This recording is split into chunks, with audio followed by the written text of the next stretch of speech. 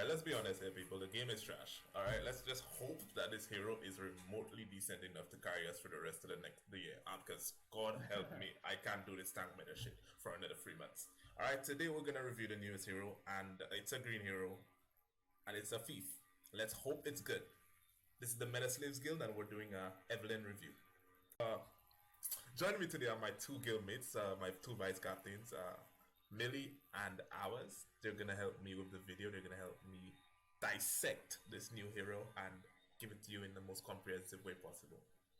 Alright, so for Ervalen's skill 3, we got Heir to the Throne. So he attacks the enemy and then gets a countering buff, which basically lets him be able to counter for 2 turns every time he gets hit, no matter what. It's also going to give him a barrier for 2 turns. Now, the unique thing about this skill is that it scales in damage based on the difference between his max HP and the target's max HP, which it kind of seems like Smilegate is implementing this mechanic to counter the tank meta with really tanky comps. And it also looks like you're going to want to build him pretty fast so he can get in early, put his buffs up, and be in that counter-attacking stance for the next 2 turns. Peek from Smilegate. And this is how the animation looks.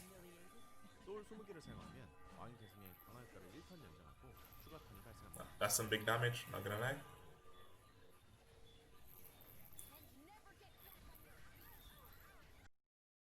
Ervalen's skill 2, Sword of Hatred.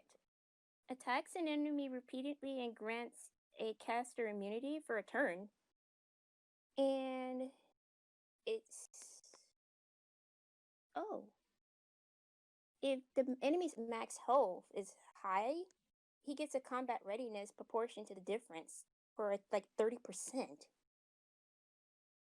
Out of my take from that, it's actually pretty good. 30% combat readiness, that means he'll be able to do, whenever he finishes up his S3, he can just go into S2 and then go into his S1.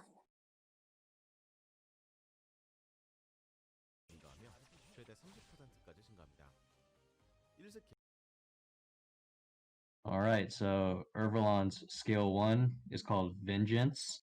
So this skill is going to be pretty important because every time he counterattacks, it's going to be using this skill, obviously. So he attacks with a up to 50% chance to decrease defense for 2 turns, which is going to be huge because anything with decreased defense, especially for 2 turns, is going to be quite good. As many people know, decreased defense is one of the best debuffs in the game because it increases the damage that you deal to that enemy by like a ton.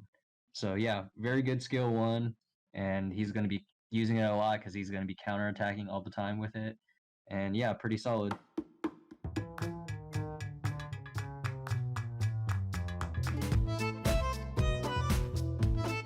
Closing statement for this, for Ervalen, I think he's going to be one of those units that what he's going to be doing is tank busting. Nothing but tank busting. He's going to take out a tanky ass unit and delete them out, at least 1 unit out the way.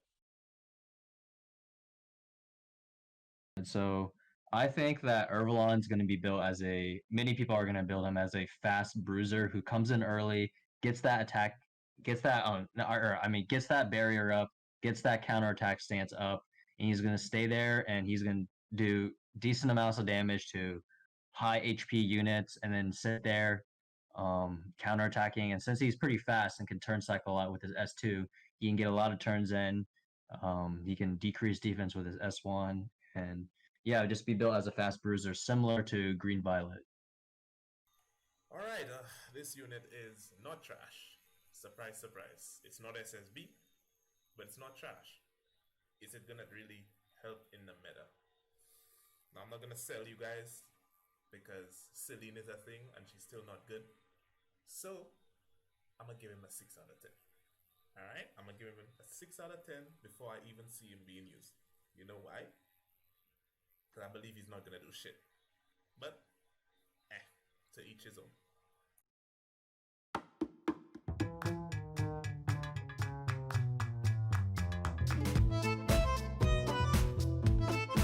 Hey, so what do you guys think of the new unit Ervalen, and how would you build him, given the chance that you roll him to next week?